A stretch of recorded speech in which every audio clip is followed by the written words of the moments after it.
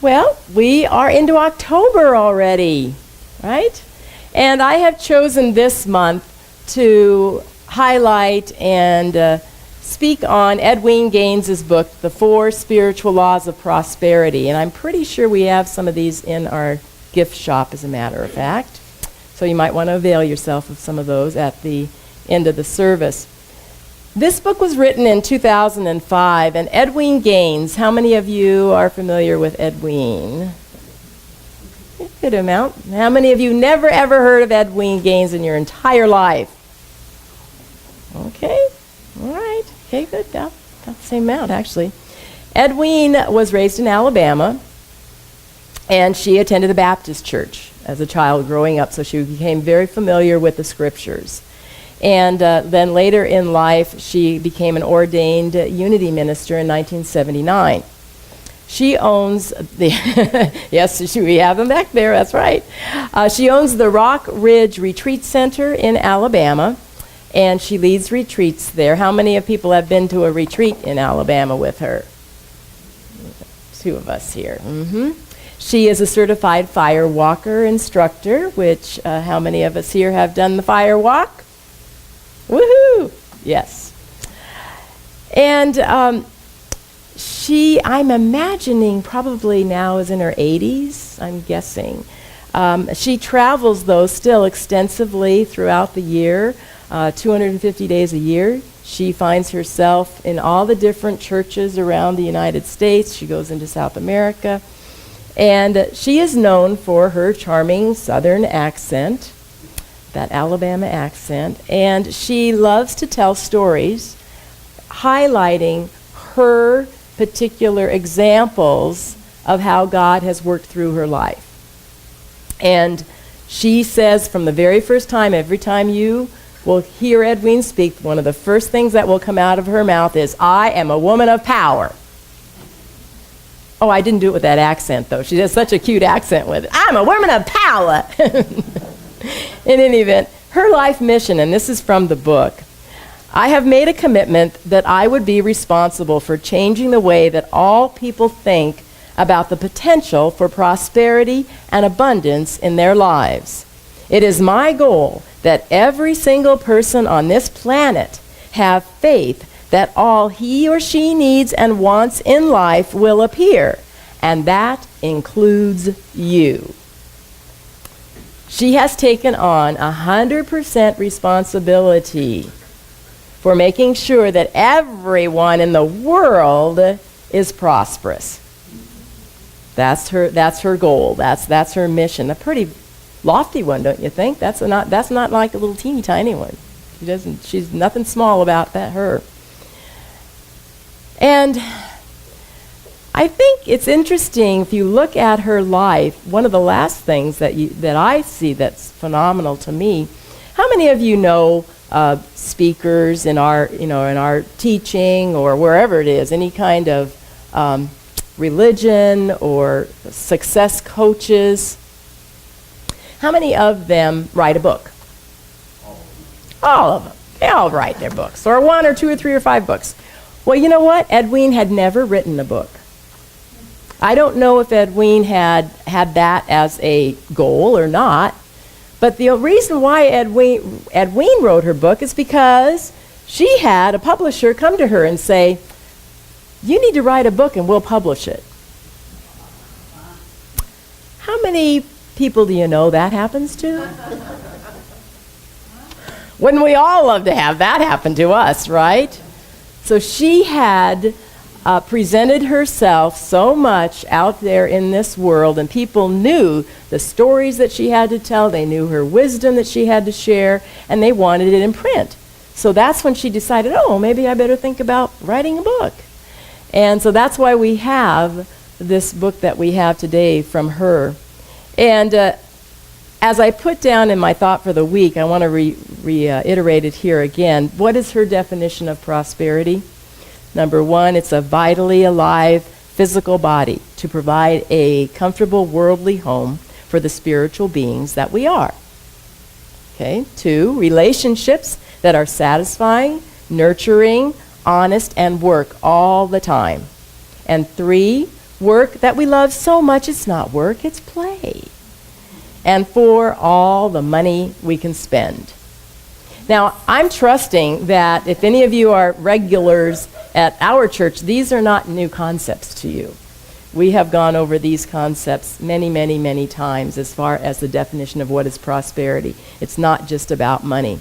Now, what Edwene gives us then are these 4 spiritual laws to experience prosperity in our lives. And those 4 spiritual laws are, the first one is tithing and giving, setting clear-cut goals, forgiveness and worthiness, and finding your divine purpose. So the very first law of prosperity in Edwene's mind and in her heart and in her knowing is this one of tithing and giving. It's primary. And yes, as I put in the thought for the week, her granddaddy used to tell her, now honey, if you're going to have to eat those frogs, you just better start with the biggest one first. And that's why our topic this morning is prosperity's biggest frog.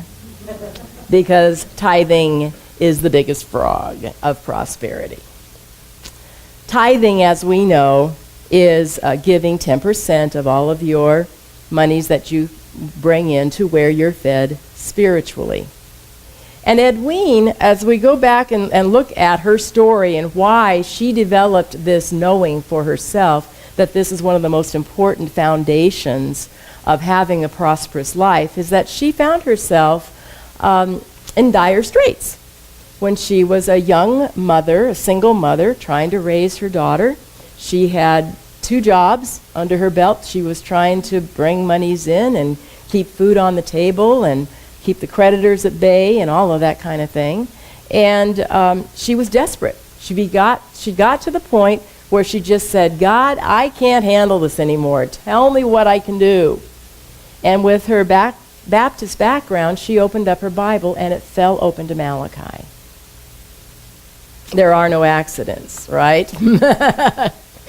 And it said, bring ye all the tithes into the storehouse, and prove me now herewith, saith the Lord of hosts, if I will not open the windows of heaven and pour you out a blessing, that there shall be not enough room to receive it. And she read it over and over and over and over again, about 100 times, and she said, really? This is God's answer? That I'm supposed to tithe? And so she made a pact with God, and she said, okay, I'm going to do it for 6 months. I'm going to do it for 6 months, and you'd better do your part. I'm going to do my part. And she did. She was very, very adamant at it. She wrote down, she got a notebook, and she wrote down every single bit of income that she received, and she tithed it back right away to where she was fed spiritually. Now, I want to give you the definition of what she talks about. Well, what is spiritual food anyway? How do you know where to tithe to? You know, where you're fed spiritually. What does that mean? And I love what she wrote here. She said, spiritual food is that which inspires us and causes us to remember who and what we are, children of the living God, with infinite possibilities for expression, and with no end of joy in our lives. So you see, you can be fed spiritually by a lot of people, a lot of places, and you need to be open and receptive to knowing that these are going to change, that this is an infinite universe. And so we have the availability of being inspired by all sorts of places, all sorts of people and institutions that remind us of who we are, that we are children of God. Yes. And so she put her faith in God, and she took the necessary steps to go ahead about this business of tithing. And she ended up, one of her jobs was working at a school district, and she was I think it was a volunteer coordinator, which was interesting because I had that job once myself. And she's right, it doesn't pay much. And so she went to the superintendent and she told him she was going to quit her job because she wanted to start a business of her own.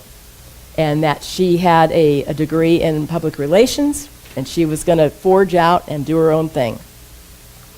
The superintendent was concerned for her because he said, well, I don't know, this isn't a very good time economically. I'm not sure if is this going to go well for you? I'm concerned. And she said, I didn't want him to be concerned, so I told him, she says, I have a father who is really, really rich.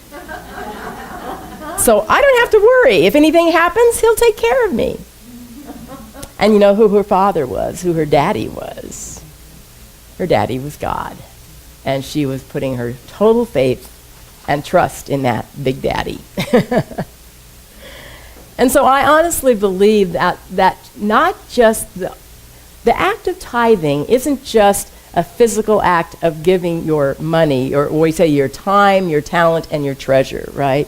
It's not just that. What you're doing is placing your trust, placing your faith in this unseen realm. Now, last month, if you were here with us last month, we went back to basics, right, for our Science of Mind teachings. And so hopefully you remember, this is the first week since the review. Hopefully you haven't forgotten that there is this unseen spiritual realm, source, God, energy, love, whatever you want to call it, that generates and is the creator of all, right? And then there's this law that operates, impersonal law, that this spirit form, this energy moves through in order to bring forth our physical being, our conditions of our lives. And that's what we have, the spirit, the law, and the form, the manifestation, the experience, right? And so when we place ourselves, to me, when we're placing ourselves in this tithing practice, discipline, doing it without regard to literally knowing that, yes, I'm hoping that God will give me my good.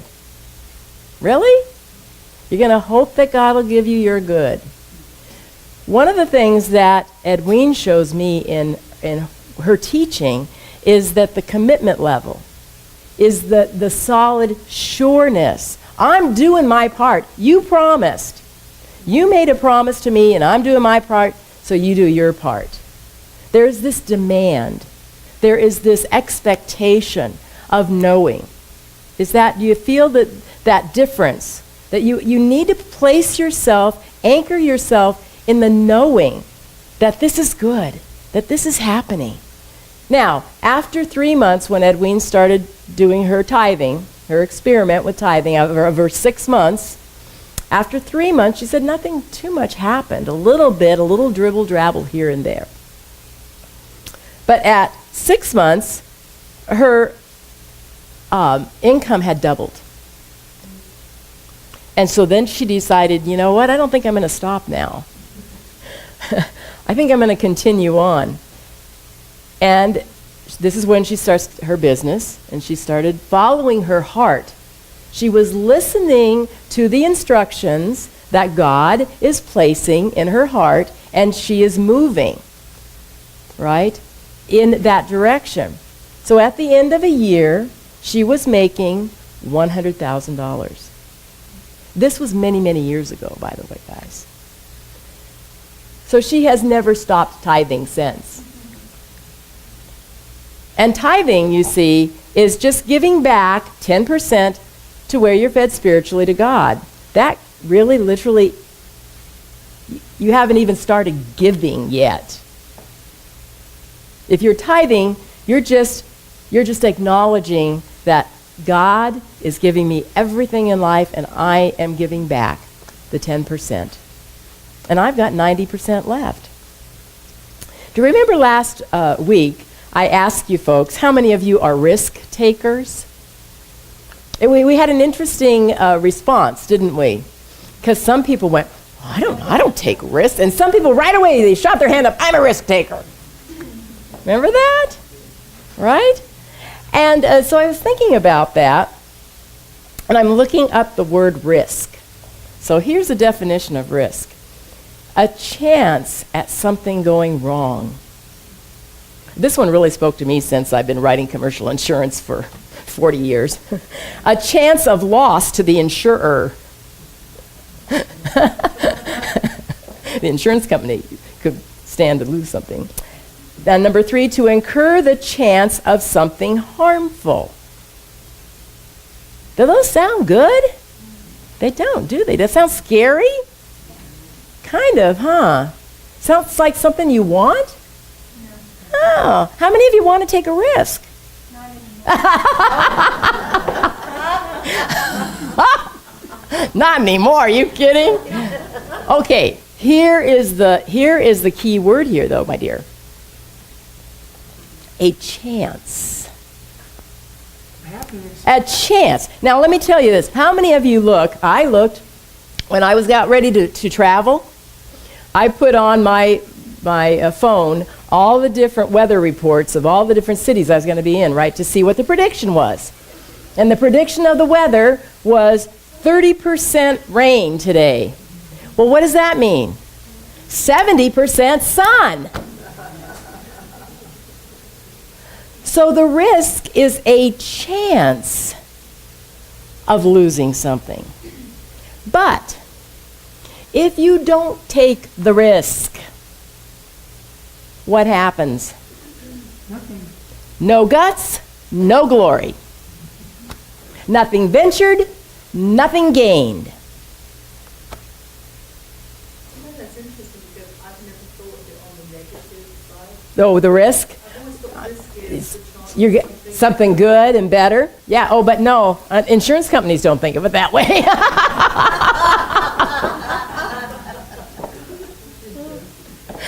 To me, tithing kind of falls within that risk of placing yourself in the position of putting it out there and seeing what happens.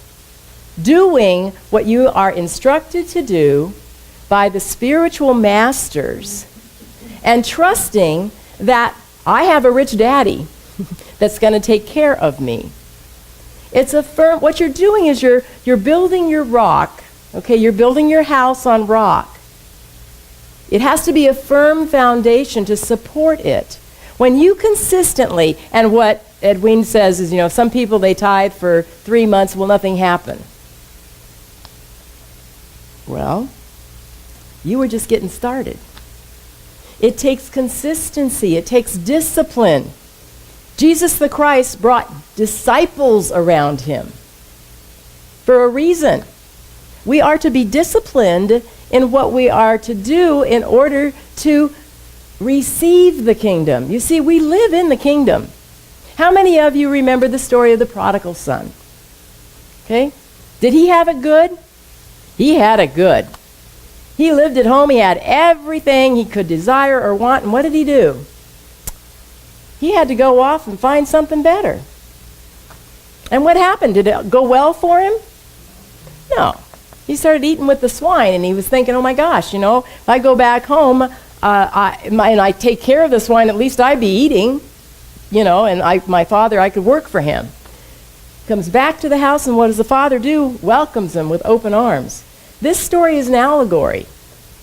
This story is telling us that we, right now, right here, are living in the kingdom of God. We can't be anywhere else. It's all around us, right?